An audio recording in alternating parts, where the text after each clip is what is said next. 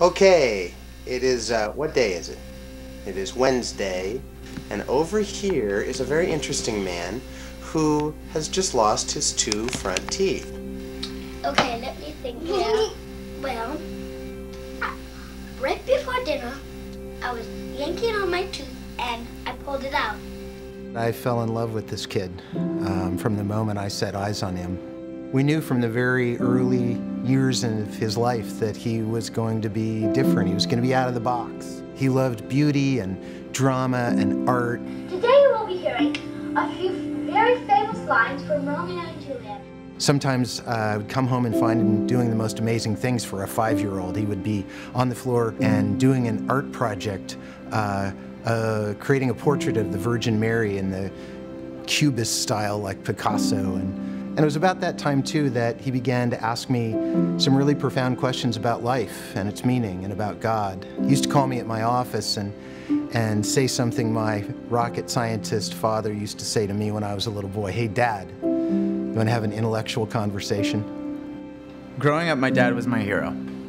I wanted to be just like him. I would sit in church every Sunday completely mesmerized by this giant in the pulpit who could expound on these ideas about God and humanity with so much depth and skill and humor. He spent hours reading to me and answering my questions about life and art and history, and that was so different than how I felt out in the real world. You know, I was always isolated, I was always bullied, but with my dad, you know, I always knew that I was accepted just the way I was. Come to me, Andrew. Then take me. So one time we thought, well, we'll try something different. So when he was about 6, we put him on a t-ball team, and I'll never forget the first time he held that bat in his hand and looked at the baseball, staring at it like, what am I supposed to do with this? I would take him to Cardinals games, and he thought those were okay, but honestly, he liked it a whole lot more when we took him to the symphony or to the opera.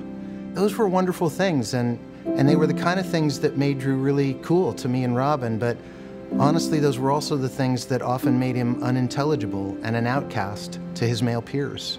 And I mean, I guess it was about 11 or 12 when I called my therapist, and I had in front of me 3 books. I had Leviticus, I had The Collected Works of Sigmund Freud, and I had Bringing Up Boys by Dr. James Dobson, A Focus on the Family. And I said, I think I'm experiencing some regressive issues that are manifesting an unwanted same-sex attraction. How do we nip this in the bud?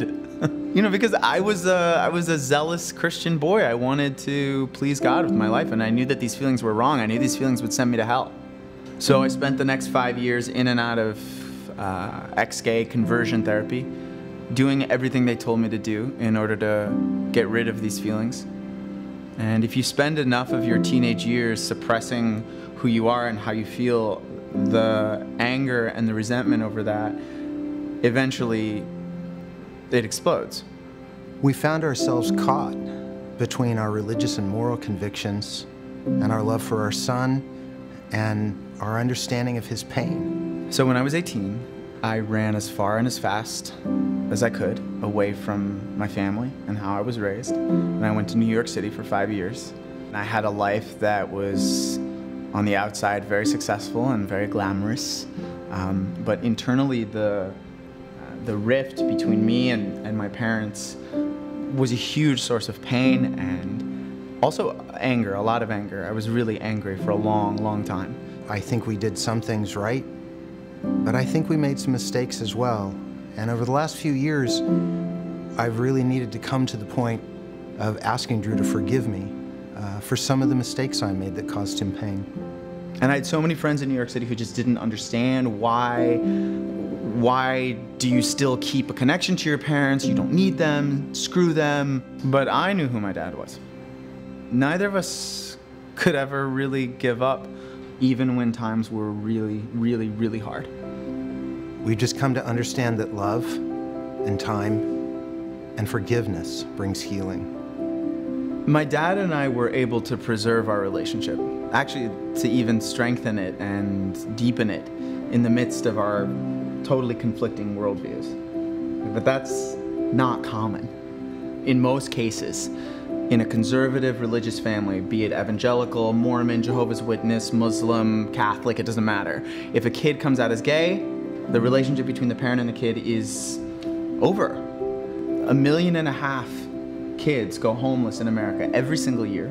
40% of those kids are LGBT. And the overwhelming reason that they're on the streets is because their families said, get out.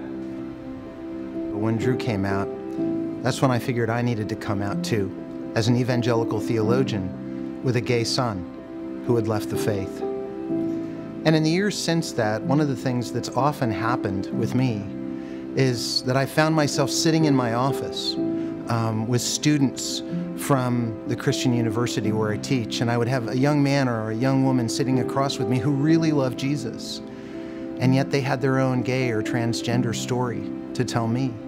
I finally talked to Drew and I said, buddy, we have got to tell our story. I was in Cairo and I was putting on this play. And in the play, the main character, she writes this story about her life, this really difficult part where she was raped.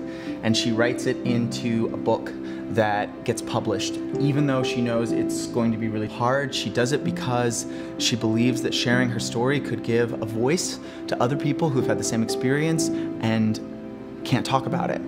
That sharing her story could make a difference. And so while I was putting on this play, I got this email from Dad, and I'm sitting there in Egypt reading his email. I thought, it's time. Writing this book has been the hardest thing I've ever done. It's been hilarious, and it's been fun, and it's been really difficult and painful. We're both so glad to be done writing. I can't wait to see what this thing is going to start. Space at the Table is our story, but it's also an invitation to Christian families and gay kids to enter into a new kind of conversation with us. Nobody needs to leave this table having changed what it is they believe. And if you're gay, I'm not here to tell you how to identify or how to live. I just want to invite you to the table exactly as you are. Space at the Table is this opportunity for gay kids and Christian parents to seek meaningful relationship in the midst of deep disagreements. The table is a place where families who fear they might be torn apart can find ways to stay together instead. We hope you'll join us.